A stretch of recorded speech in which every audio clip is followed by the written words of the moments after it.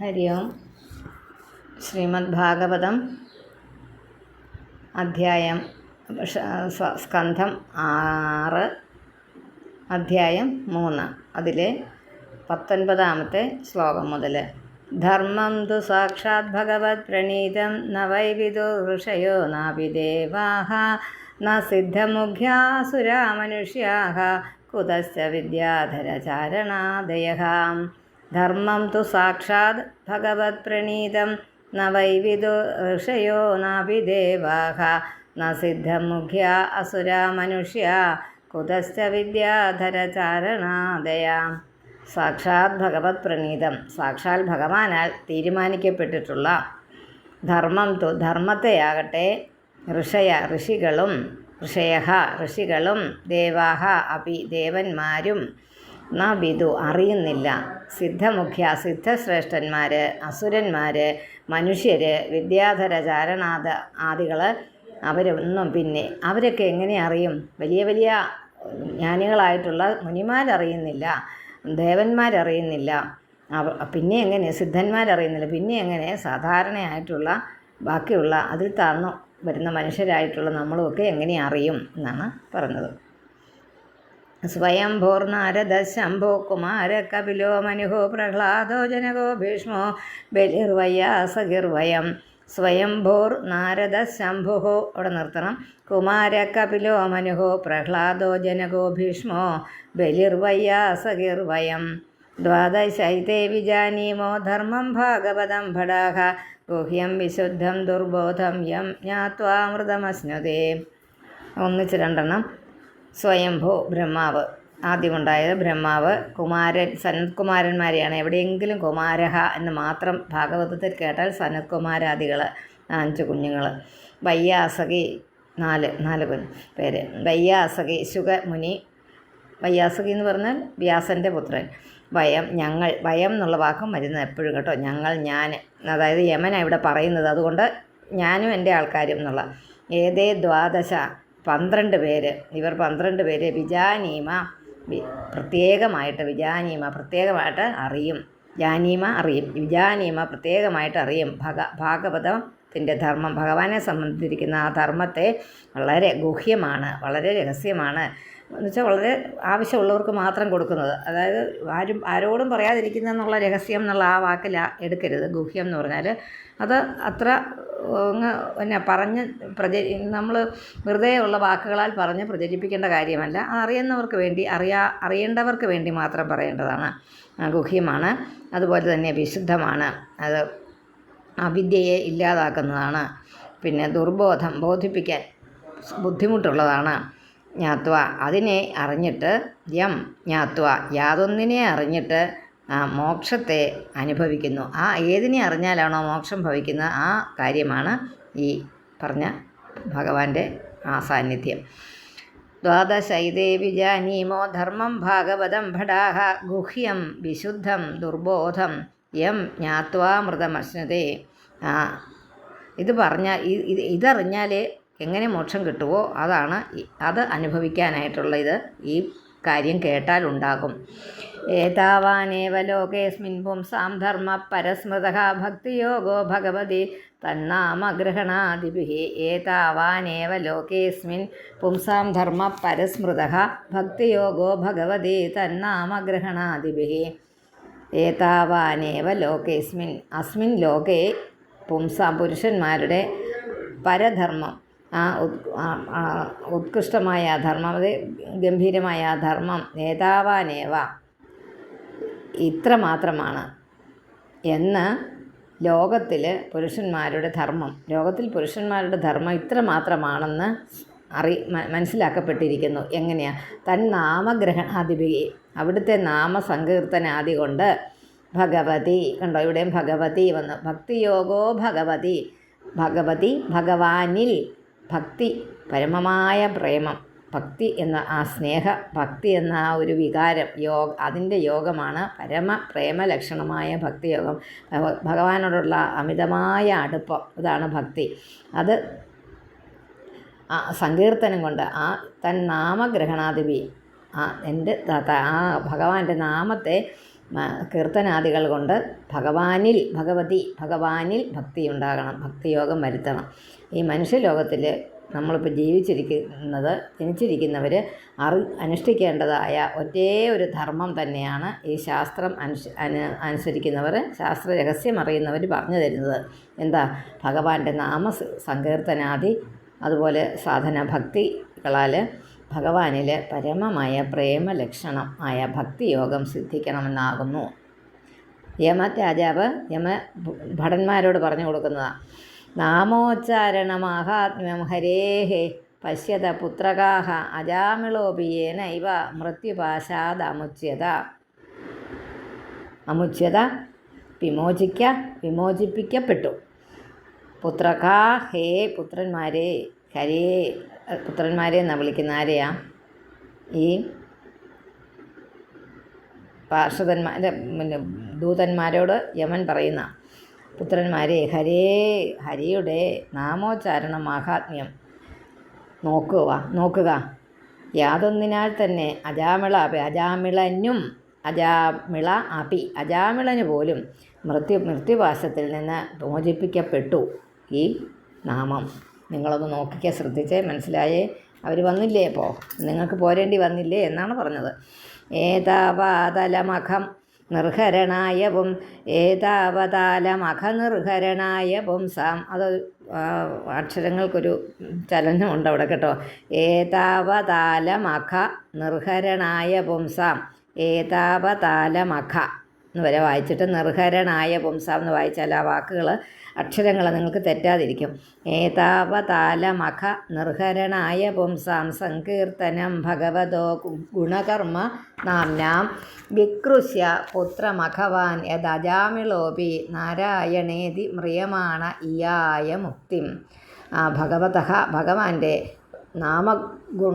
ഗുണകർമ്മ നാമങ്ങളുടെ ആ കീർത്തനം, ശ്രദ്ധാപൂർവമായ ഉച്ചാരണം, അത് പറയുന്ന രീതി, പുംസാം ജനങ്ങളുടെ പരിഹാരത്തിന് അഖനിർഹരണം, അഖം എന്ന് പറഞ്ഞ പാപം, അഖം ഇല്ലാതാക്കുന്നതിനായിട്ട് ഏതാവതാമലം, ഇത്ര തന്നെ വേണ്ടു, ഏതാവതാമലം ഇത്രയും മതി, ഇത്ര തന്നെ വേണ്ടു എന്ന് പറയില്ലേ. അജാമിളനും മ്രിയമാണ, ഇന്നലെ നമ്മൾ കഴിഞ്ഞ ക്ലാസ്സിൽ പറഞ്ഞതാ മ്രിയമാണ, മരണത്തെ സംബന്ധിച്ച മരണ അവസ്ഥയിൽ എത്തിയവനായിട്ട്, മരണാസന്നനായിരിക്കുന്നവനായിട്ട് നാരായണ എന്ന പുത്രനെ വികൃഷ്യ, പുത്രനെക്കുറിച്ച് നിലവിളിച്ചിട്ട് പോലും മുക്തിയെ പ്രാപിച്ചു. വികൃഷ്യ പുത്രമഖവാന്യദജാമിളോപി നാരായണേതി മ്രിയമാണ ഇയായ മുക്തി. അതിന് മുമ്പ് 2 ലൈനും കൂടെ ഉണ്ട്, അതും കൂടെ ഒന്ന് നോക്കിയിട്ട് അതിന് മുമ്പത്തെ ആ ലൈന് അതല്ലെങ്കിൽ അത് പൂർണ്ണമായി കിട്ടത്തില്ല. ഏതാവതാലം അഖനിർഹരണായ പുംസാം, അതൊന്ന് വ്യത്യാസപ്പെടുത്തില്ല, ഒന്ന് പിരിച്ച് പറയണം. ഏതാവതാലം എന്നിട്ട് അഖനിർഹരണായ, ആ മാ വെട്ടിയിട്ട് ഏതാവതാലം എന്നാക്കുക, 0 അവിടെ ഇടുക. ഏതാവതാലം അഖനിർഹരണായ പുംസാം സങ്കീർത്തനം ഭഗവതോ ഗുണകർമ്മ നാംനാം വികൃഷ്യ പുത്രമഖവാൻ ഏതജാമിളോപി നാരായണേതി മ്രിയമാണ ഇയായ മുക്തി. പ്രായേണ വേദ തദിദം ന മഹാജനോയം ദേവ്യാ വിമോഹിതമതിർബദമായയാലം ത്രയ്യാം ജഡീകൃതമതിർ മധുപുഷ്പിതായാം വൈതാനികേ മഹതി കർമ്മണി യുജ്യമാനഃ. പ്രായേണ വേദ തദിദം ന മഹാജനോയം ദേവ്യാ വിമോഹിതമതിർബദ മായയാലം. ദേവ്യാ മായയ, ആ ദേവൻ്റെ കേട്ടോ, ദേവിയുടെ കാര്യമല്ല പറഞ്ഞിരിക്കുന്നത്, ദേവൻ്റെ ശക്തിയായ മായയാൽ, ദേവ്യാ മായയ അലം വിമോഹിതമതി, ഏറ്റവും മോഹിപ്പിക്കപ്പെട്ട എന്ന് വെച്ചാൽ നമ്മൾ മനസ്സിലാക്കാൻ തെറ്റിദ്ധരിക്കപ്പെട്ട ബുദ്ധിയോട് കൂടിയവനും മധുപുഷ്പിതായ, അതായത് മധുരമാകും വിധം പുഷ്പിച്ചിരിക്കുന്ന ത്രയാം വേദത്തിൽ ജഡീകൃതമതി പ്രവേശിച്ചിരിക്കുന്ന ബുദ്ധിയോട് കൂടിയവനും, വേദത്തിലൊക്കെ ശ്രദ്ധയുള്ളവനും, വൈതാനികെ അതിനകത്ത് ആ വേദത്തിൽ വിസ്തരിച്ചിരിക്കുന്നത് മഹതി കർമ്മണി, മഹത്തായ കർമ്മണി ഭഗവാനിൽ എന്ന് പറഞ്ഞ പോലെ കർമ്മത്തിൽ യോജിച്ചിരിക്കുന്നവനുമായ അയം മഹാജന, ഈ മഹാജനം തത് ഇതം തത് ഇതം കണ്ടോ, പ്രായേണ വേദ തദിതം. ആ ഇതിനെ പ്രായേണ എന്ന വേദ മിക്കതും അറിയുന്നില്ല. പ്രായേണ നമ്മൾ പറയില്ലേ, പ്രായേണ ഏകദേശം എന്നൊക്കെയുള്ള അർത്ഥത്തിൽ. എന്നാ വേദ മിക്കതും തന്നെ അറിയുന്നില്ല. ഏവം വിമൃശ്യ സുധിയോ ഭഗവത്യനന്തേ സർവാത്മന വിദധത്തെ ഇതെല്ലാ അക്ഷരങ്ങളും വേറെ വേറെയാണ്. അതുകൊണ്ട് സർവാത്മന വിദധത്തെ ഖലു ഭാവയോഗം തേമേ ന ദണ്ഡമർഹന്തി യദ്യമീഷാം സ്യാത് പാതകം തദപി ഹന്തി ഉരുഗായ വാദഹ. ഹന്തി ഉരുഗായയാണ്, ഹന്തി ഉരുഗായ ആയത് കേട്ടോ. ഹന്തി ഉരുഗായ വാദഹ. ഏവം വിമർശ്യ ഇപ്രകാരമൊക്കെ ആലോചിച്ചിട്ട് സുധിയോ നല്ല സുധിയോ നല്ല ബുദ്ധി ഉള്ളവർ അനന്തേ ഭഗവതി ഭഗവതി അനന്തേ ഭഗവാനിൽ അനന്ത ഗുണമുള്ളവനായ ഭഗവാൻ. അനന്തേ എന്ന് പറഞ്ഞാൽ ഭഗവതി അനന്തേ ഭഗവതി അനന്തമായ ഗുണമുള്ള ആ ഭഗവാനിൽ സർവാത്മന എല്ലാ ഭാവത്തോടും, സർവാത്മന എന്ന് പറഞ്ഞാൽ പ്രത്യേക അർത്ഥമൊന്നും പറയാനില്ല, ഖലു നിശ്ചയമായും ഭക്തിയോഗത്തെ വിദഗ്ധത്തെ പ്രവർത്തിക്കുന്നു. അത് അവരറിയുന്ന എൻ്റെ ദണ്ഡത്തെ അർഹതി, എൻ്റെ യമൻ്റെ ദണ്ഡം അവരർഹിക്കുന്നില്ല.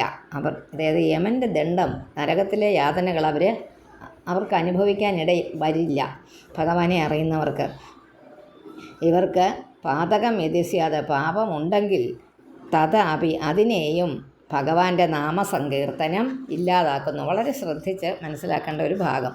ഇത്രയേ ഉള്ളൂ, വേറെ കാര്യങ്ങളൊന്നും പറയുന്നില്ല. ഭഗവാനെ നാമം പറഞ്ഞുകൊണ്ടിരിക്കുന്നവരുടെ അടുത്ത് എൻ്റെ ദൂതന്മാർക്കോ എനിക്കോ യാതൊരു കാര്യവും ഇല്ല. അതുകൊണ്ട് അവർക്ക് അവിടെ എൻ്റെ ദൂതന്മാർക്കും എനിക്കും അവരുമായിട്ട് യാതൊരു ബന്ധവുമില്ല. ഞങ്ങൾ അങ്ങോട്ട് പോകേണ്ട ആവശ്യമേ ഇല്ല. എവിടെയോട്ട് ഭഗവാന്റെ നാമസങ്കീർത്തനം ഉണ്ടായിരിക്കുന്നിടത്ത്. അവർക്ക് പാപമുണ്ടെങ്കിൽ കൂടി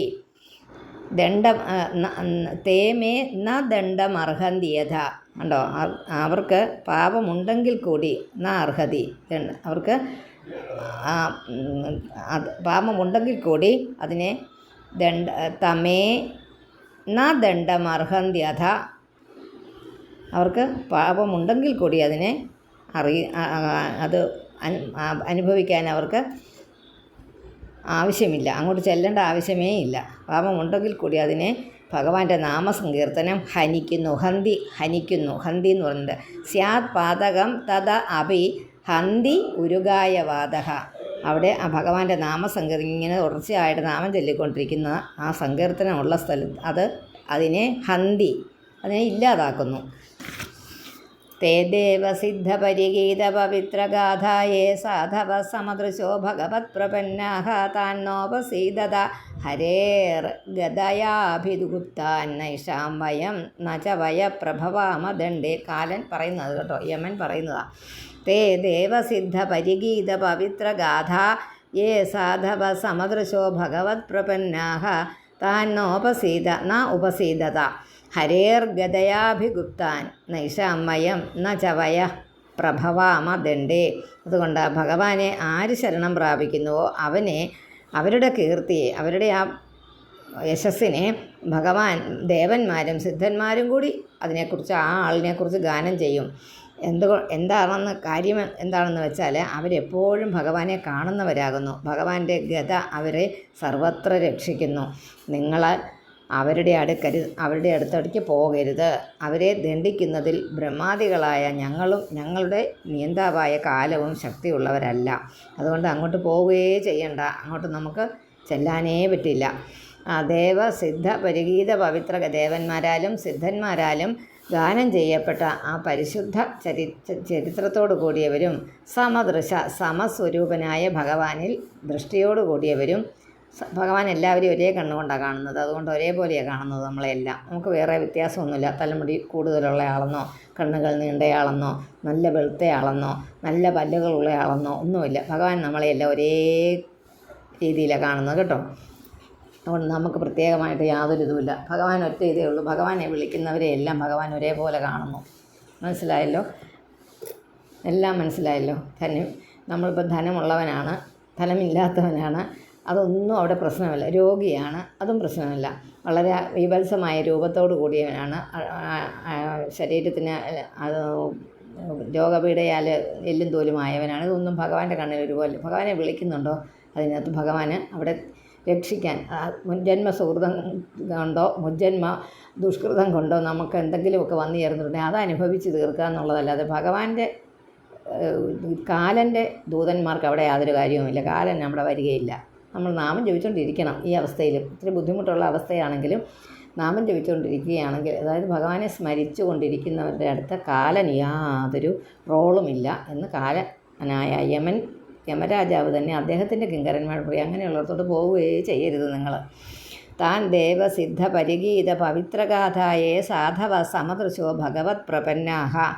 ഭഗവാനോട് ഒരേപോലെ ആ സ്വരൂപനായ ഭഗവാൻ ദൃഷ്ടിയോട് കൂടിയവരായും ഭഗവാനെ ശരണം പ്രാപിച്ച ഭഗവത് പ്രപന്ന ഭഗവാനെ ശരണം പ്രാപിച്ചവരായും യാതൊരുത്തരുണ്ടോ സാധുക്കളായ അവർ ഹരേ ഗതയാ ഹരിയുടെ ഗതയാൽ എങ്ങും രക്ഷിക്കപ്പെട്ടവരാകുന്നു. അഭിഗുപ്ത എവിടെയും രക്ഷിക്കപ്പെട്ടവരാകുന്നു. അവരെ ഉപസീതത അവരെ പ്രാപിക്കരുത്, അവരുടെ അടുത്തോട്ട് നിങ്ങൾ പോകരുത്. യേശാം ദണ്ഡേ ഇവരുടെ ദണ്ഡത്തിൽ ഞങ്ങളും വയസ്സും ഒന്നും ശക്തമല്ല, കാലവും ഒന്നും ശക്തമല്ല. അവിടെ എത്ര കാലമായെന്നോ ഒന്നും ഉള്ള കാര്യമില്ല, അങ്ങോട്ട് പോകണ്ട.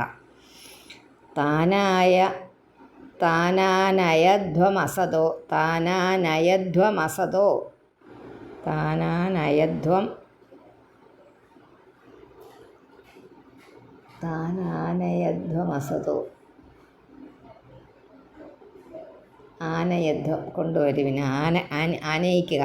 താൻ ആനയധ്വമസതോ വിമുഖാൻ മുകുന്ദപാദാരവിന്ദ മകരന്ദ രസാദജസ്രം നിഷ്കിഞ്ചനൈ പരമഹംസകുലൈരസജ്ഞൈർജുഷ്ടാത് ഗൃഹേ നിരയവർമ്മനി ബദ്ധതൃഷ്ണാൻ. താൻ ആനയധ്വമസതോ വിമുഖാൻ മുകുന്ദപാദാരവിന്ദ മകരന്ദ രസാദ അജസ്രം നിഷ്കിഞ്ചനൈ പരമഹംസകുലൈരസജ്ഞൈർജുഷ്ടാത് ഗൃഹേ നിരയ വർമ്മനി ബദ്ധതൃഷ്ണാൻ. ഞാൻ ആ കോമ നിർത്തിയെടുത്തൊക്കെ നിങ്ങൾ കോമ ഇട്ടുകൊള്ളുക. പ്രത്യേകിച്ച് കോമ എന്ന് പറയണ്ടല്ലോ, അതുകൊണ്ടാണ്. നിഷ്കിഞ്ചനൈ എല്ലാത്തിനെയും ഉപേക്ഷിച്ചവൻ, എല്ലാം വേണ്ടെന്ന് ഉപേക്ഷിച്ചവൻ, സന്യാസിയായിട്ടുള്ള ആൾ. രസമറിയുന്നവനുമായ പരമവിവേക ഉള്ള ജനങ്ങളാൽ എപ്പോഴും സേവിക്കപ്പെടുന്ന മുകുന്ദ പാദാരവിന്ദ മകരന്ദ രസാദ്, ആ ഭഗവാന്റെ പാദപത്മത്തിൻ്റെ മകരന്ദ ആസ്വാദനത്തിൽ നിന്ന് വിമുഖാൻ പിന്തിരിഞ്ഞവരും, അവർ വിട്ടുപോകുന്നു, അതിൽ നിന്ന് വിട്ടുപോകുന്നവരും നിരയവർമ്മനി നരകമാർഗമായ ഗൃഹത്തിൽ ബദ്ധതൃഷ്ണാൻ ബന്ധിക്കപ്പെട്ട തൃഷ്ണയോടുകൂടിയവരുമായ അസതഹ, നമ്മൾ പറഞ്ഞില്ലേ അസത്ത് എന്ന് പറഞ്ഞാൽ സത്തില്ലാത്തവൻ, ദുർജനങ്ങളായ താൻ അവരെ ആനയുദ്ധം അവരെ കൊണ്ടുവരിക. ഭഗവാനിൽ നിന്ന് മാറി നിൽക്കുന്നവരും എല്ലാത്തിനെയും ഉപേക്ഷിച്ചവരും രസമറിയുന്നവരുമായ പരമഹംസകുലൈ പരമവിവേകി ജനങ്ങളാൽ എപ്പോഴും സേവിക്കപ്പെടുന്ന മുകുന്ദ പാദാരവിന്ദ മകരന്ദ രസാത്, ആ ഭഗവാന്റെ പത്മ മകരന്ദ രസാസ്വാദനത്തിൽ നിന്ന് അതിന് പ്രത്യേക സുഖമാണ് ഭഗവാനെ ആശ്രയിക്കുമ്പോൾ നമുക്കുണ്ടാകുന്നത്. ആ ആസ്വാദനത്തിൽ നിന്ന് വിമുഖാൻ പിന്തിരിഞ്ഞവരായ ഒരുപാട് പേര് നരകത്തിലോട്ടുള്ള നരകമാകുന്ന ഗൃഹത്തിലോട്ട് വരാൻ ഇങ്ങനെ ഒരുങ്ങിയിരിപ്പുണ്ട്. അവരെ നിങ്ങൾ കൂട്ടിക്കൊണ്ടുവരിക. അപ്പം ചോദിച്ചു, എന്നാൽ ഞങ്ങൾ ഏത് വിധക്കാരെയാണ് ഇങ്ങോട്ട് കൊണ്ടുവരേണ്ടത് എന്നുള്ള ഭൃത്യന്മാരുടെ ആകാംക്ഷയ്ക്ക് ഉത്തരമായിട്ട് പറയുകയാണ്. വളരെ വിവേകികളാണ്, ഭഗവത് സേവാ രസത്തെ അറിയുന്നവരും ലൗകിക പദാർത്ഥങ്ങളെ എല്ലാം ആഗ്രഹിക്കുന്നവരും അങ്ങനെയുള്ള ആഗ്രഹത്തെ തീരെ ഉപേക്ഷിച്ച് ഇരിക്കുന്നവരുമായ ആ പരമഹംസന്മാർ നിരന്തരം പരിസേവിക്കുന്ന ആ ഭഗവാന്റെ പാദാരവിന്ദ മകരന്ദത്തെ ആസ്വദിപ്പാൻ ആഗ്രഹിക്കാത്തവരും, അതായത് മുനികളെ പോലെയുള്ളവരും ഋഷികളെ പോലെയുള്ളവരും ഈ ഇതുപോലത്തെ ഗ്രന്ഥങ്ങൾ എഴുതിയവരെ ഒന്നും ആശ്രയിക്കാതെ, അവരെ ഒന്നും അവരുടെ ആ കമലത്തിൽ വീഴാത്തവർ, അതായത് ഈ കാര്യങ്ങളൊക്കെ നമുക്ക് പറഞ്ഞു തരുന്ന അവരെ നിന്ദിക്കുന്നവർ, അവരോട് വിമുഖത കാട്ടുന്നവരെന്നാണ് ഇവിടെ പറഞ്ഞിരിക്കുന്നത് കേട്ടോ. ഭൃത്യന്മാരുടെ അത് എന്താ പറഞ്ഞിരിക്കുന്നത്, ഭഗവത് സേവാരസത്തെ അറിയുന്നവർ, ഭഗവാന്റെ ആ സേവക്കൊണ്ടുണ്ടാകുന്ന രസത്തെ അറിയുന്നവരായിട്ട് ഒരുപാട് പേരുണ്ട്. അതുപോലെ ലൗകിക രസങ്ങളെല്ലാം വേണ്ടെന്ന് വെക്കുന്ന ആൾക്കാരുണ്ട്. അവരെയൊക്കെ അവരുടെ പാദങ്ങളെ ആശ്രയിക്കാത്തവർ, അതായത് അവരോട് ചോദിച്ച് ഇതൊക്കെ മനസ്സിലാക്കാത്തവരെന്നുള്ള അർത്ഥത്തിലാണ് പറയുന്നത്. അത് മുനിമാരുടെ കാര്യമായി പറയുന്നത്. ശ്രേഷ്ഠരായ മുനിമാരക്കാലങ്ങളിൽ ഉണ്ടായിരുന്നു, അവരെ ഒന്നും വേണ്ട വിധം. അതുകൊണ്ടാണ് ബ്രഹ്മഹത്യാപാപം എന്ന് പറയുന്നത്. ബ്രാഹ്മണൻ എന്ന് പറഞ്ഞാൽ ബ്രഹ്മജ്ഞാനമുള്ളവൻ. ഈ പറഞ്ഞ ജ്ഞാനമൊക്കെ ഉള്ളവരായ ആ സാധുക്കളായിട്ടുള്ള ആൾക്കാരെ സേവിക്കാത്തവർ, അവരെ നിഷ്കരണം ഓടിച്ചു വിടുന്നവർ, അങ്ങനെയുള്ളവരെ അവിടെ അങ്ങനെയുള്ള പാപകർമ്മങ്ങൾ ചെയ്യുന്നവരെ നിങ്ങൾ കൂട്ടിക്കൊണ്ട് പോരൂ, ഇവിടെ ഇങ്ങോട്ട് എത്തിക്കാം, ഞങ്ങൾക്ക് നരകത്തിൽ സ്ഥാനം നമുക്ക്. അങ്ങനെയുള്ളവർ ഒരുപാട് പേരുണ്ട്, അതുകൊണ്ടാണ് അങ്ങനെ പറഞ്ഞത്. ജിഹ്വാ നഭക്തി ഭഗവത് ഗുണനാമധേയം ചേതശ്ച ന സ്മരതി തച്ചരണാരവിന്ദം കൃഷ്ണായ നോ നമതിയത് ശിര ഏകദാപി താനാനയധ്വമസതോ കൃത വിഷ്ണു കൃത്യാൻ. ആരെ കൊണ്ടുവരണമെന്നാണ് പറഞ്ഞത്? താൻ ആനയധ്വം കൊണ്ടുവരുവിന്നാണ് പറയുന്നത്. അങ്ങനെയുള്ളവരെ കൊണ്ടുവരാൻ. ഭഗവത് ഗുണനാമധേയം, ഭഗവാന്റെ ഗുണനാമത്തെ ഒരിക്കൽ പോലും വ്യക്തമായി പറയുന്നില്ലാത്തവർ, അതുപോലെ ഭഗവാന്റെ പാദപത്മത്തെ ചേതസ്സും ന സ്മരതി സ്മരിക്കാത്തവർ, യാതൊരുവൻ ശിരസ് എന്നോ നമസ്കരിക്കുന്നില്ല, ഭഗവാന്റെ മുമ്പിൽ നമസ്കരിക്കുന്നില്ല. ആകൃത വിഷ്ണു കൃത്യാൻ, വിഷ്ണുവിനെ ഉദ്ദേശിച്ച് ചെയ്യേണ്ടതായ പ്രവൃത്തികളെ ചെയ്യാത്തവരായ അസത്തുക്കളായ സത്തില്ലാത്തവരായ അവരെയൊക്കെ ഇങ്ങോട്ട് ആനയധ്വ കൊണ്ടുവരുവിൻ. ജിഹ്വാ നവക്തി ഭഗവത് ഗുണനാമധേയം ചേതശ്ച ന സ്മരതി തച്ചരണാരവിന്ദം കൃഷ്ണായ നോ നമതി യത് ശിര ഏകദാപി, ഒരിക്കലെങ്കിലും താൻ ആനയധ്വം, ഇങ്ങോട്ട് കൊണ്ടുപോരൂ. അസത്തുക്കളായിട്ടുള്ള അവരെ വിഷ്ണു കൃത്യാൻ, വിഷ്ണുവിൻ്റെ ഉദ്ദേശിച്ച് ചെയ്യേണ്ടതായ പ്രവൃത്തികളെ ചെയ്യാത്തവരെ നിങ്ങൾ ഇങ്ങോട്ട് ആനയധ്വ. തത് ക്ഷമ്യതാം സ ഭഗവാൻ പുരുഷ പുരാണോ നാരായണ സ്വപുരുഷൈരേദ അസത്കൃതം ന സ്വാനാമഹോ ന വിദുഷാം രചിതാഞ്ജലീനാം ക്ഷാന്തിർഗരീയസി നമ പുരുഷായ ഭൂമ്നേ.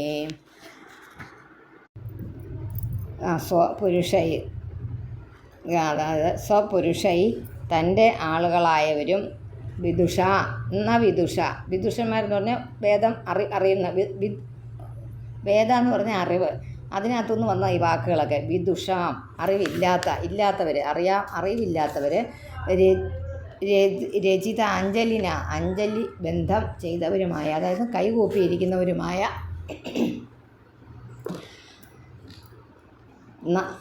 കൈകൂപ്പി ഇരിക്കുന്നവരുമായ അഞ്ജലി ബന്ധം ചെയ്തവരുമായ ഞങ്ങളാൽ അസത്കൃതം യത് അപരാധം ചെയ്യപ്പെട്ടതു യാതൊന്നോ അത് തതെന്ന് പറഞ്ഞാൽ അതെന്നാണ് സംസ്കൃതത്തിൽ മലയാളത്തിൽ എൻ്റെ അർത്ഥം. പുരാണക എല്ലാറ്റിനും കാരണഭൂതനുമായ പുരുഷൻ, പുരാണനായ നേരത്തെ ഉണ്ടായിരുന്നതായ എല്ലാവരുടെയും മനസ്സിൽ വസിക്കുന്നവനുമായ ആ ഭഗവാൻ. ക്ഷമിക്കണം.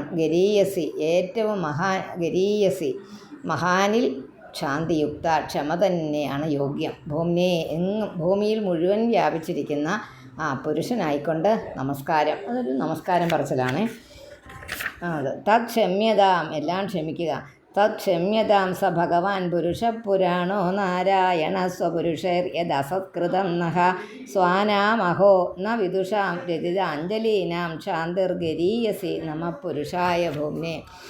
ഭൃത്യന്മാർ ചെയ്ത അപരാധത്തെ സ്വാമിയിൽ ആരോപിക്കുന്നത് ലോകസ്വഭാവമാകുന്നു. അതുകൊണ്ട് അതായത് ഭൃത്യന്മാരാണല്ലോ, ഭടന്മാരാണല്ലോ, അപ്പോൾ അവിടെ ചെന്നത് ആരോപിക്കുന്നത് ആ കീർത്തി സ്വാമിയുടെ അപകർഷത്തെ സൂചിപ്പിക്കുന്നതാകയാൽ സ്വഭൃത്യന്മാരാൽ അജാമണനിൽ പ്രവർത്തിച്ച ധിക്കാരത്തെ താൻ ചെയ്തതായിട്ട് യമൻ പറയുക. എന്നിട്ട് യമൻ ക്ഷമയോദിക്കുക. ശ്രീ ഭഗവാൻ തന്നോട് ക്ഷമിക്കണമേ എന്ന് പ്രാർത്ഥിക്കുന്നു. തൻ്റെ ഭൃത്യനാണെങ്കിലും താൻ ചെയ്യുന്നതിന് തുല്യം. അതാണ് പറഞ്ഞു വിട്ടത് കൊണ്ടല്ലേ ചെന്നത്. അപ്പോൾ അത് ഭൃത്യന്മാരെ പറഞ്ഞ് മനസ്സിലാക്കേണ്ടത് തൻ്റെ ധർമ്മമായിരുന്നു. ഇന്നടത്തോട്ടൊന്നും പോകരുതെന്നേ. അപ്പോൾ ആ യമ രാജാവ് തൻ്റെ ഭൃത്യന്മാർ ചെയ്ത കുറ്റത്തെ സ്വയം ഏറ്റെടുത്ത് ക്ഷമ ഭഗവാനോട് ക്ഷമ ചോദിക്കുന്നു. അങ്ങനെ അറിയാതെ ചെയ്തു പോയതാണ് എൻ്റെ ഭടന്മാർ, അതുകൊണ്ട് അങ്ങ് ക്ഷമിക്കണമേ എന്ന്. തസ്മാത് സങ്കീർത്തനം വിഷ്ണോർ ജഗന്മംഗളമംഹസാം മഹതാമപി കൗരവ്യ വിദ്യൈകാന്തിക നിഷ്കൃതിം. തസ്മാത് അതുകൊണ്ട് കൗരവ്യ കുരുശ്രേഷ്ഠ വിഷ്ണുവിൻ്റെ സങ്കീർത്തനം ശ്രദ്ധാപൂർവമായ കീർത്തനം മഹതാം അംഹസാം മഹത്തുക്കളായ പാപങ്ങൾക്കും ഐകാന്തിക നിഷ്കൃതിയും നിശ്ചയിക്കപ്പെട്ട പ്രായശ്ചിത്തമായിട്ടും ജഗന്മംഗളത്തിനും ജഗത്തിൻ്റെ എല്ലാ മംഗളത്തിനും സാധിപ്പിക്കുന്നതായിട്ടും വിധി അറിഞ്ഞാലും, അതാണ് എന്ന് ആ മഹാത്മ്യത്തെ അറിഞ്ഞാലും മനസ്സിലാക്കിയാലും ഭഗവാന്റെ നാമസങ്കീർത്തനം മഹാപാപങ്ങളെ തസ്മാ സങ്കീർത്തനം വിഷ്ണോർ ജഗന്മംഗളമംഹസാം മഹതാമപി കൗരവ്യ എന്നിവിടെ വിളിക്കുന്നുണ്ട്. കൗരവ്യ കുരുവംശത്തിൽ ജനിച്ചവൻ ആരാണ്? പരീക്ഷിത്തിനോട് പറയുക, കൗരവ്യ ഭഗവാന്റെ നാമസങ്കീർത്തനം. ശുഗൻ പറയുന്നത് എല്ലാ പാപങ്ങളെയും നശിപ്പിക്കുന്നതായ ഒരു പ്രായശ്ചിത്തമുണ്ട് നാമസങ്കീർത്തനം. ഭഗവാന്റെ നാമം ഉച്ചരിച്ചുകൊണ്ടിരിക്കുക. അതിനൊരു കാരണമുണ്ട്. ഭഗവാന്റെ നാമം ഒരു തെറ്റ് ചെയ്തിട്ട് പറഞ്ഞാൽ വീണ്ടും ആ തെറ്റ് ചെയ്യാമോ? പാടില്ല. അതാണ് ഒരു പ്രശ്നം. അത് അങ്ങനെ ഒരു പ്രശ്നം പറയുന്നുണ്ട്. അത് ആദ്യം പറഞ്ഞു പോയിരുന്നു, അവിടെ നമ്മളത് ശ്രദ്ധിച്ചില്ല. ചില കാര്യങ്ങൾ അങ്ങനെ നമുക്ക് ശ്രദ്ധിക്കാൻ പറ്റില്ല, അത് ശ്രദ്ധിക്കണം. ഒരു പ്രായശ്ചിത്തം നമ്മൾ പറഞ്ഞാൽ പ്രായശ്ചിത്തമായിട്ട് നാമസങ്കീർത്തനം ചെയ്തു, നമ്മൾ അറിഞ്ഞു കൊണ്ട് തെറ്റ് ചെയ്തു, നമ്മളതിന് പ്രായശ്ചിത്തമായിട്ട് നാമസങ്കീർത്തനം ചെയ്തു. അതിനാണ് നമ്മൾ വ്രതാദികളൊക്കെ എടുക്കുന്നത്.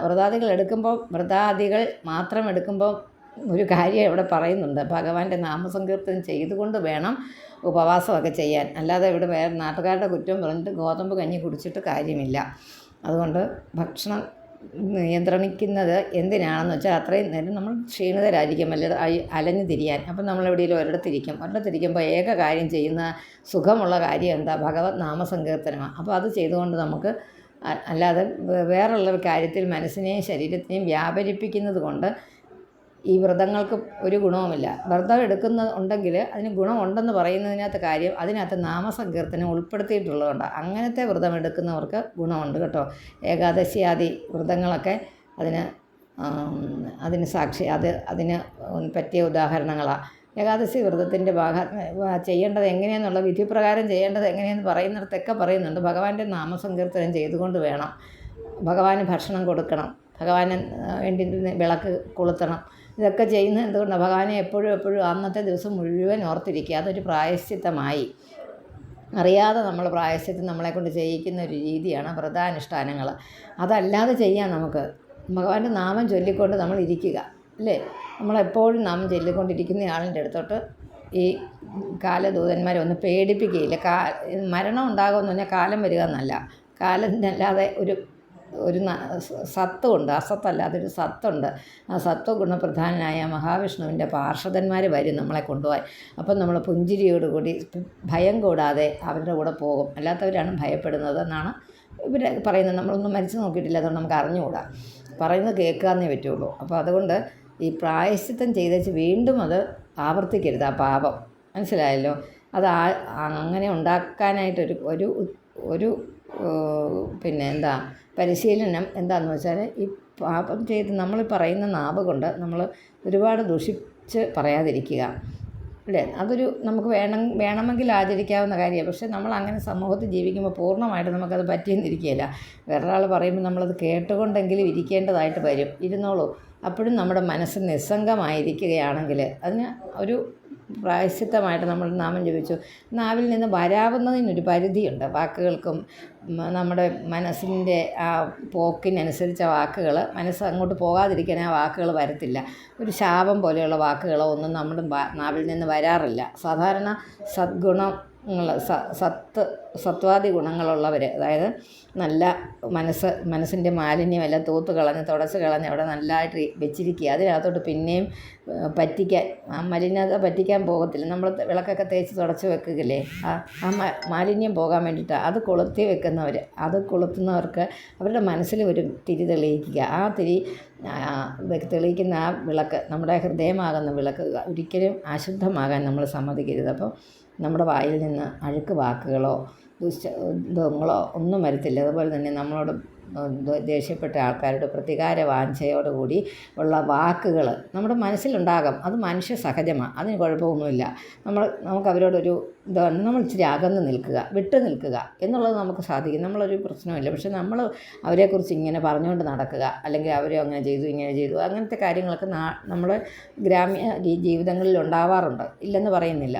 അപ്പോൾ അതൊക്കെ നമുക്ക് ഒരു പരിധി വരെ നമുക്ക് നമ്മുടെ നാവിനെ നിയന്ത്രിക്കുന്നത് കൊണ്ടും നമ്മുടെ പ്രവൃത്തിയെ നിയന്ത്രിക്കുന്നത് കൊണ്ടും ഒരു വിരോധ ഭാവമോ ഒരു അസഹിഷ്ണുതയോ അവരോട് നമ്മൾ കാണിക്കാതിരിക്കാം. നമുക്കതിന് പറ്റും.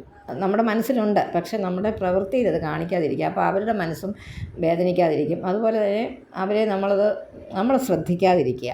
ഏറ്റവും നല്ല നമ്മൾ അവരെ ഉപേക്ഷിക്കുക നമ്മുടെ മനസ്സിൽ നിന്ന്. നമുക്ക് നമ്മുടെ പുസ്തകങ്ങളിൽ പറഞ്ഞു തന്നിട്ടുള്ളത്, അല്ലാതെ നമ്മൾ തന്നെ ചെയ്യുന്നതല്ല. അഹങ്കാരം എന്ന് തന്നെ പറയാൻ പറ്റില്ല, ഗർവ് എന്ന് തന്നെ പറയാൻ പറ്റില്ല. നമ്മൾക്ക് ചേരാത്തവരാണെന്ന് തോന്നുന്നവരോട് സംഘം, നമ്മൾ അടുപ്പം ഇല്ലാതിരിക്കുന്നത് ഒരു തരത്തിലും തെറ്റല്ല. നമുക്ക് പറ്റുന്നവരല്ല. നമ്മളുടെ മാനസികമായ നിലയ്ക്കും നമ്മളുടെ ബൗദ്ധികമായതും നമ്മുടെ ഒരു നൈർമല്യത്തിനും പറ്റാത്തവരാണ്. അന്ന് നമ്മുടെ നൈർമല്യത്തെ ഇല്ലാതാക്കുന്ന പ്രവൃത്തി ചെയ്യുന്നവരാണ്. അവരിൽ നിന്നും വിട്ടു നിൽക്കുക നമുക്ക് സാധ്യമായ കാര്യമാണ്. ആരോടും പരാതിയില്ല, തീർന്നില്ലേ അപ്പോൾ പ്രശ്നം. അധികം ഒപ്പത്തിനൊപ്പം നിൽക്കാൻ പോകാതിരിക്കുക. നമ്മൾ അവരോട് സ്നേഹം ഭാവിക്കുക, ഒന്നും വേണ്ട, അവരോട് ദേഷ്യവും ഭാവിക്കണ്ട. അപ്പോൾ അത് നമുക്ക് പ്രയോജനമല്ലേ. ശരിക്കും അങ്ങനെ നിങ്ങളുടെ ജീവിതത്തിൽ ഏതെങ്കിലും ഒരു അനുഭവം ഉണ്ടാകാത്തവരുണ്ടാകുകയില്ല. എനിക്കൊക്കെ ഒരുപാട് അനുഭവങ്ങൾ ഉണ്ടായിട്ടുണ്ട്. അപ്പോഴൊക്കെ ഞാൻ അങ്ങനെ ചെയ്തിട്ടുണ്ട്. അപ്പോൾ എനിക്ക് തോന്നിയിട്ടില്ല വിഷമം. നമുക്ക് വിഷമമേ തോന്നുന്നുണ്ട്. കാരണം എന്താ, നമ്മൾ ഭഗവാന്റെ അടുത്ത് നമ്മളെല്ലാം പറഞ്ഞിട്ടുണ്ട്. ഭഗവാൻ അറിയുന്നതാണ്. ഭഗവാൻ നമ്മളെ ആശ്വസിപ്പിച്ചിട്ടുണ്ട്. അങ്ങനത്തെ ഒരു കാര്യം വരുമ്പോൾ നമ്മൾ ഭഗവാനോട് മാത്രം സമ്മതിക്കുക. നമ്മളോട് ഇങ്ങോട്ട് തിരിച്ചൊന്നും വാക്കുകൾ കൊണ്ട് പറയാത്ത ആളാണ് ഭഗവാൻ, അല്ലേ? പക്ഷേ നമുക്ക് പ്രത്യക്ഷത്തിൽ 2 ദിവസത്തിനകം നമ്മളങ്ങനെ പറഞ്ഞിട്ടുണ്ടെങ്കിൽ നമുക്കതിനൊരു മറുപടി ഭഗവാൻ ഏതെങ്കിലും വിധത്തിൽ നമുക്ക് തന്നിരിക്കും. അപ്പം നമ്മൾ ഭഗവാനിൽ അർപ്പിച്ചങ്ങ് പറയുക നമ്മുടെ വിഷമങ്ങളും ദുഃഖങ്ങളും, നമുക്ക് തോന്നിയ വിഷമങ്ങൾ അവരുടെ വാക്കുകൾ കൊണ്ടോ അവരുടെ പ്രവൃത്തി കൊണ്ടോ. എന്നിട്ട് നമ്മൾ മിണ്ടാതിരിക്കുക. പിന്നീട് അവരെ കാണുമ്പോൾ ആ ഒരു ഭാവത്തോടു കൂടി അവരെ കാണാതിരിക്കുക. നിങ്ങൾ എന്നോട് അങ്ങനെ ചെയ്തതല്ലേ, അതും വേണ്ട ഇതും വേണ്ട, ഇഷ്ടവും വേണ്ട അനിഷ്ടവും വേണ്ട, ആ രീതിയിൽ പ്രവർത്തിക്കുക. ഞാനൊരു ചുമ്മാ ഒരു ഉദാഹരണം പറഞ്ഞത് കേട്ടോ. കാരണം ഇതിൻ്റെ പ്രായശ്ചിത്തം എന്ന് പറയുന്നത്, അതായത് മറ്റുള്ള ഒരു ജാതിക്കാർക്കൊക്കെ അങ്ങനെയൊരു മറ്റുള്ള മതങ്ങളിൽ അങ്ങനെയൊരു ഇതുണ്ട്. മതങ്ങളിലുണ്ടോ എന്ന് എനിക്കറിഞ്ഞൂടെ. ഈ ക്രിസ്ത്യൻ മതങ്ങളിൽ അങ്ങനെയുണ്ട്. അവർക്ക് അവരുടെ പുരോഹിതനോട് അതിന് പറയും, കുമ്പസരിച്ച് അത് ചെയ്തു കഴിഞ്ഞാൽ ആ പാപം തീർന്നിരിക്കുന്നു എന്ന് ഉള്ള ഒരു തോന്നൽ. കാരണം ഏറ്റു പറഞ്ഞു കഴിയുമ്പോൾ നമുക്കൊരു ആശ്വാസം. അത് ശരിയായൊരു കാര്യമാണ് കേട്ടോ, അത് വളരെ ശരിയായ കാര്യമാണ്. പക്ഷേ അത് നമ്മൾ ചെയ്യേണ്ടത് നമ്മൾ ഭഗവാനോടാണ്. പറയുന്നില്ല തിരിച്ച്, പക്ഷെ നമുക്ക് അടയാളങ്ങൾ കാണിച്ചു തരും. ഞാൻ ക്ഷമിച്ചിരിക്കുന്നു എന്നോ അല്ലെ നിൻ്റെ തെറ്റുകൾ നീ ആവർത്തിക്കാതിരിക്കുക, ഇതങ്ങനെ ആകട്ടെ പോട്ടെ, അത് പോയില്ലേ എന്ന് പറയുന്ന ഒരു ആശ്വാസ ഭാവം ഭഗവാനിൽ നിന്ന് നമുക്ക് 2 ദിവസത്തിനകം കിട്ടിയിരിക്കും. അങ്ങനെ നമ്മൾ ആകുലേന്ദ്രിയ നമ്മൾ ഭഗവാനോട് സങ്കടത്തോടെ പറയുക, എനിക്കങ്ങനെ പറ്റിപ്പോയി ഭഗവാനെ ഞാൻ അന്ന് പറഞ്ഞിട്ട് നമുക്ക്. അപ്പം നമ്മൾ അങ്ങനെ ചെയ്തു കഴിഞ്ഞാൽ വീണ്ടും ആ തെറ്റ് ചെയ്യരുത് എന്ന് ഭാഗവതത്തിൽ പല പ്രാവശ്യം പറഞ്ഞിട്ടുണ്ട്. മറ്റുള്ളവർക്ക് വരുന്ന കുഴപ്പം എന്താ, ഒരു പ്രാവശ്യം കുമ്പസരിച്ച് കഴിഞ്ഞാൽ തീർന്നു, പിന്നെയും അവിടെ ഇടയിട്ടിരിക്കുക. കാരണം ഇനി കുമ്പസരിക്കാൻ അദ്ദേഹം ഉണ്ടല്ലോ, അദ്ദേഹത്തിൻ്റെ അടുത്ത് പോയി വീണ്ടും പറയാം, ഈ തെറ്റ് തന്നെ ആവർത്തിച്ചിട്ട് വീണ്ടും പറയാമെന്നൊരിത്. നമുക്കത് പറ്റില്ല. ഒരിക്കൽ ചെയ്ത തെറ്റ് പിന്നെ ആവർത്തിക്കാൻ പാടില്ല. അതുപോലെ തന്നെ തെറ്റ് ചെയ്തവരോട് ക്ഷമിക്കുക എന്നുള്ള ഒരു ഇതും നമുക്ക് നമ്മുടെ ഇതിനകത്തുള്ളതാണ്. അത് അവർക്കും ഉണ്ടെന്ന് തോന്നുന്നു. എന്നോട് ക്ഷമിച്ചതുപോലെ അങ്ങ് എൻ്റെ തെറ്റുകളിൽ ക്ഷമിക്കണമെന്ന് അവർ പ്രാർത്ഥിക്കുന്നത് ഞാൻ കേട്ടിട്ടുണ്ട്. അപ്പോൾ ആ ഒരു കാര്യം നല്ല ഉത്കൃഷ്ടമായ ഒരു ചിന്തയാണ്. നമ്മുടെ ശത്രുക്കളോട് ക്ഷമിച്ചതുപോലെ നമ്മളോട് ഭഗവാനും ക്ഷമിക്കും നമ്മുടെ തെറ്റുകൾ എന്നുള്ളൊരു വിചാരത്തിൽ നമ്മളിരിക്കുക. അപ്പം നമ്മൾ അവരുമായിട്ട് അങ്ങനെയുള്ളവരുമായിട്ട് സംഘം, അത് ഒരു ചേർച്ച, അവരുമായിട്ടുള്ളൊരു കുഴഞ്ഞു മറിയുന്ന ഒരു രീതി, അവരുമായിട്ട് ഒരു ഇടുകിച്ചേരലുകൾ പിന്നെ ഉണ്ടാകാതിരിക്കുക, അവരുമായിട്ട് വിട്ടു നിൽക്കുക. നമുക്ക് പറ്റില്ല അവർ എന്നുള്ള മനസ്സുകൊണ്ട് നമ്മൾ തീരുമാനിച്ചു, വേണ്ട, കട്ട് ചെയ്യുക. എന്നിട്ട് സാധാരണ പോലെ നമ്മുടെ പ്രവൃത്തി സാധാരണ പോലെ ആക്കുക. പക്ഷേ അവരോട് ആ ഒരു പരിധിയിൽ നമ്മളെപ്പോഴും നിർത്തുക അവരെ. മനസ്സിലായല്ലോ? ഇത്തിരി പറഞ്ഞു പോയില്ലേ, ഞാൻ നേരത്തെ തീർക്കണമെന്ന് ഓർത്താം. കൃഷ്ണ അംഘ്രിപത്മ മധുലിഡ് ന ആണേ.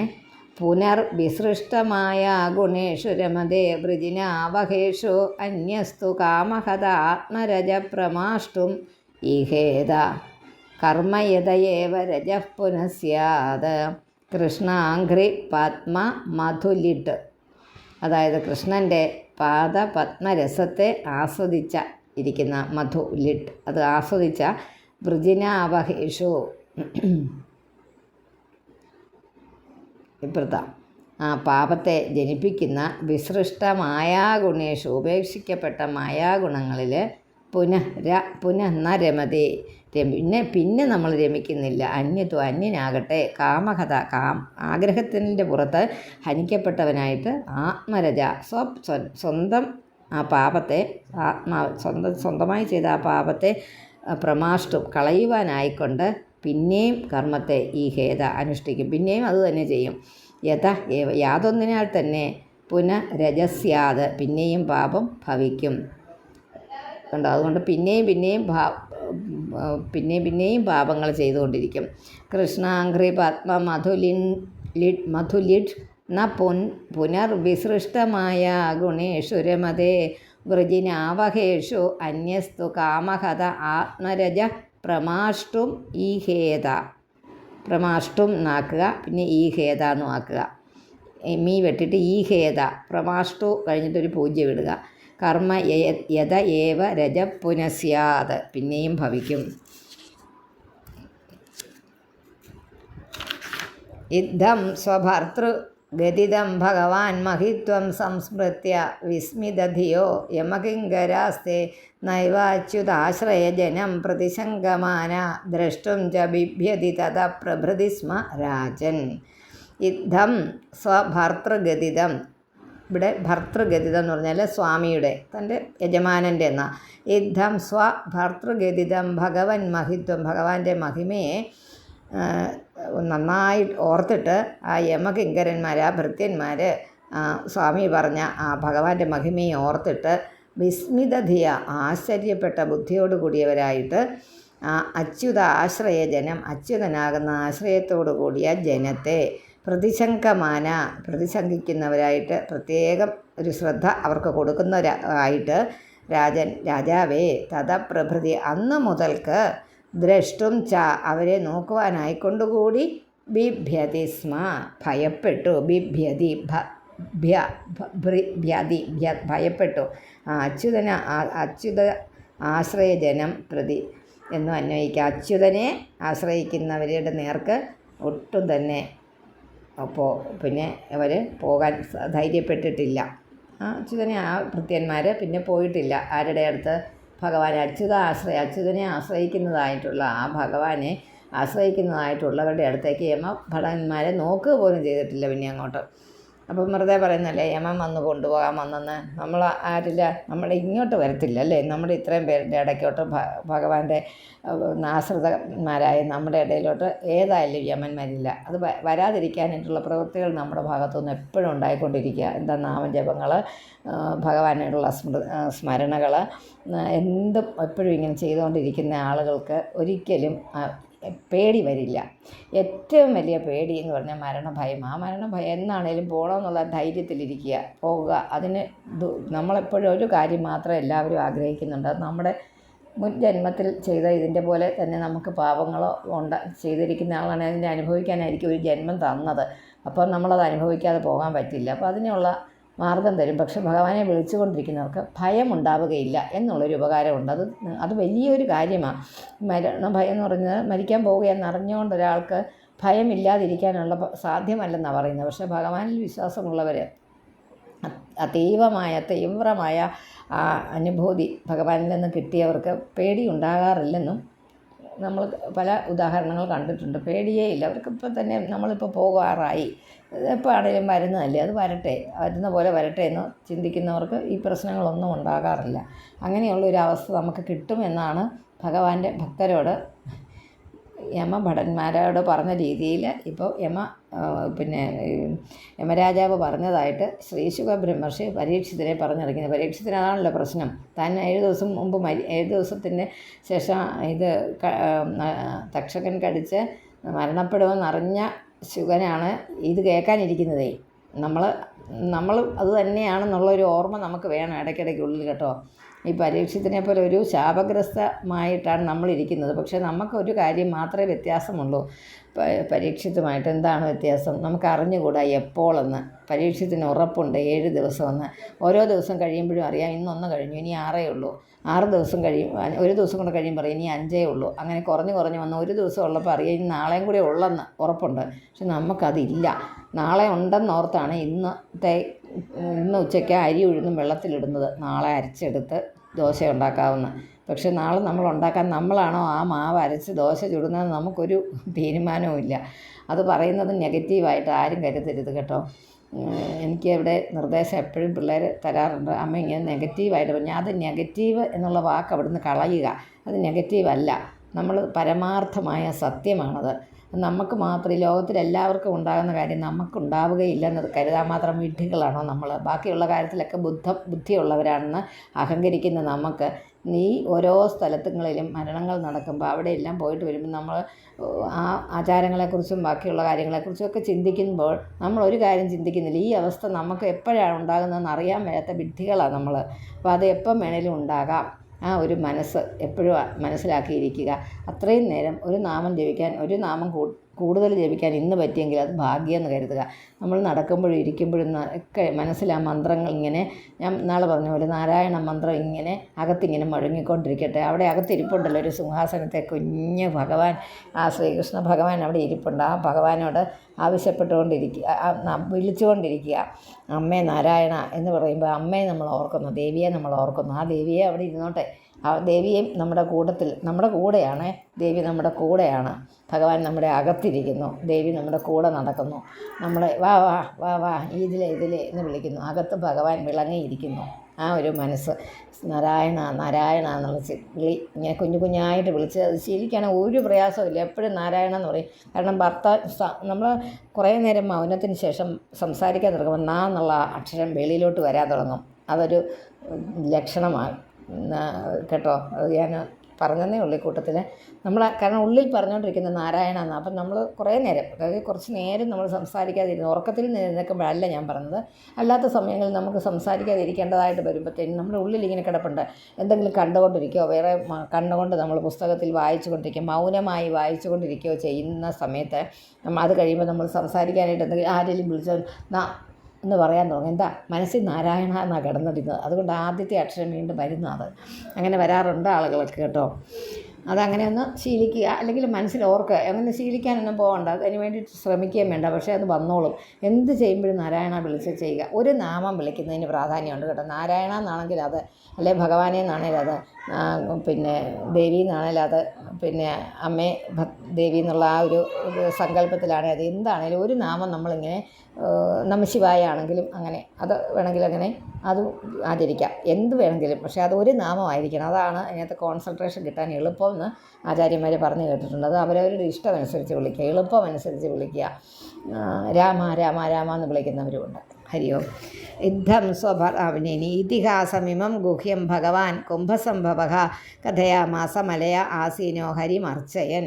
ഈ രഹസ്യമായ ഗുഹ്യം എന്ന് കേട്ടാൽ ഉടനെ ഓർത്തോണം രഹസ്യമായത് എന്ന് വെച്ചാൽ ഇവിടുത്തെയൊക്കെ ഗുഹ്യം എന്താണ്? അറിയേണ്ടവർക്ക് പറഞ്ഞു കൊടുക്കേണ്ട കാര്യം. അറിയാൻ മേലാത്തവരെ വിളിച്ചു വരുത്തി ആരും പറഞ്ഞു കൊടുക്കണ്ട. അറിയണം എന്ന ആഗ്രഹം പ്രകടിപ്പിക്കുന്നവർക്ക് പറഞ്ഞു കൊടുക്കുന്നതിന് ഒരു തെറ്റുമില്ല. നമ്മൾ പൂർണ്ണമായിട്ടത് ശരിയായിട്ട് നമ്മളൊന്ന് ഏത് കാര്യം പറഞ്ഞു കൊടുക്കുമ്പോഴും നമ്മളൊന്ന് പ്രിപ്പയർ ചെയ്തിട്ട് നമുക്കൊന്ന് എവിടുന്നെങ്കിലും ഒരു അറിവ് ഒന്നുകൂടെ ശേഖരിച്ചതിന് ശേഷം പാത്രം പറഞ്ഞു കൊടുക്കുക. അല്ലാതെ പറഞ്ഞു കൊടുത്താൽ കുറച്ച് ഇത് വരും അല്ലേ? അതൊരു തെറ്റാണ്. ഗുരുവിൽ നിന്ന് കിട്ടുന്നത് അവർക്ക് നന്മയായിരിക്കണം, അത് തെറ്റിദ്ധരിക്കപ്പെട്ടു പോകാതിരിക്കണം. അപ്പോൾ കുറച്ച് ഇതുണ്ട്. അതുപോലെ തന്നെ ചില കാര്യങ്ങൾക്ക് നമ്മളെ മാതൃകയാക്കുന്നുണ്ട്. യദ്യത് ആചരതേ ശ്രേയ തത്തദേവേതരോചന തയത് പ്രമാണം കുരുതേ ലോകസ്ഥത അനുവർത്തതേ. അങ്ങനെ ഒരു കാര്യമുണ്ട്. അപ്പോൾ ലോകത്തെല്ലാം അനുവർത്തിക്കും നമ്മളൊരു പറഞ്ഞു കൊടുക്കുന്നയാളാണ്. അപ്പോൾ നമ്മൾ കുറച്ചൊക്കെ നിയമങ്ങൾ പാലിക്കണം ചിലതൊക്കെ. അപ്പോൾ അതുകൊണ്ട് യദ്യത് ആചരതി ശ്രേഷ്ഠ, അത് പിന്നെ ഭഗവത്ഗീതയിലുള്ള ഒരു ശ്ലോകം. അത് ഈ ഭാഗവതത്തിൽ ഈ അടുത്ത ദിവസങ്ങളിലും വന്നപ്പോൾ ഞാൻ പറഞ്ഞിരുന്നു. എത്തത് ആചരതി ശ്രേഷ്ഠ തത്തദേവേ തരോഗ സ യത് പ്രമാണം. അത് പ്രമാണമാക്കി എടുക്കും ആളുകൾ. അവരെങ്ങനെയല്ലേ ചെയ്യുന്നത്? അല്ലേ? നമ്മൾ പഠിപ്പിക്കുന്ന ആകട്ടെ ഗുരുക്കന്മാരെയൊക്കെ നമുക്ക് കിട്ടിക്കഴിഞ്ഞാൽ അവർ ചെയ്യുന്നത് സത്യമാണ്, ശരിയാണ്, അതാണ് ശരിയെന്ന് വിചാരിച്ചിട്ട് നമ്മൾ ചെയ്യും. അത് തെറ്റായി പോകരുത്. അതുകൊണ്ട് നമ്മൾ പറഞ്ഞു കൊടുക്കുന്നവർ സൂക്ഷിക്കണമെന്നേ ഉള്ളൂ, വേറെ ഒന്നുമല്ല. ഇച്ചിരി ഇതുപോലത്തെ കാര്യങ്ങളിൽ വേറെയുള്ള കാര്യങ്ങളൊന്നും അല്ല കേട്ടോ. നമ്മുടെ പ്രവൃത്തികൾ സമഭാവനയോടെ ആയിരിക്കണം. സമഭാവന, എല്ലാവരെയും ഒരുപോലെ ഇത് കാണുക, ഒരേ കണ്ണുകൊണ്ടോ എല്ലാവരെയും കാണുക. നമ്മുടെ ആൾക്കാരെ നമ്മൾ ഒരേ കണ്ണുകൊണ്ട് കാണുക. അതുപോലെ ചില സൽപ്രവൃത്തികളൊക്കെ ചെയ്യുക. ഇതൊരു വാക്കുകൾ ഉച്ചരിക്കാതിരിക്കുക. വളരെ സിൻസിയറായിട്ട് തുറന്ന മനസ്സോടെ അവരെ സമീപിക്കുക. അത് ഒരു ഇതാണ്, അങ്ങനെ വേണം. ഇതിഹാസമിമം ഗുഹ്യം ഭഗവാൻ കുംഭസംഭവ കഥയാമാസ മലയ ആസീനോ ഹരിം അർച്ചയൻ. അതുകൊണ്ട് ശ്രീഹരിയെ പൂജിച്ചുകൊണ്ട് ആ മലയപർവ്വതത്തിൽ വസിക്കുന്ന എല്ലാം അറിയുന്നതായ അഗസ്ത്യൻ ഉണ്ടോ, അതാ കുംഭസംഭവം എന്ന് പറയുന്നത് കേട്ടാൽ ഉടനെ ഓർത്തണം അഗസ്ത്യനാണെന്ന്. അഗസ്ത്യമുനി ഭഗവാന്റെ നാമസങ്കീർത്തനത്തിൽ അടങ്ങിയിരിക്കുന്ന രഹസ്യമായ അർത്ഥത്തെ പ്രകാശിപ്പിക്കുന്ന ഈ ചരിത്രത്തെ സ്പഷ്ടമാക്കി ഞാൻ അതിനെ അങ്ങേക്കും ഉപദേശിച്ചു എന്ന് ശുകാചാര്യര് പരീക്ഷിത് രാജാവിനോട് പറഞ്ഞു. ഇത് ശ്രീമദ് ഭാഗവതേ മഹാപുരാണേ ഷഷ്ഠസ്കന്ധേ നാമപ്രകരണം അജാമിളോപാഖ്യാനേ സിദ്ധാന്ത നിരൂപണം നാമ തൃതീയോധ്യായഃ. ഹരി ഓം.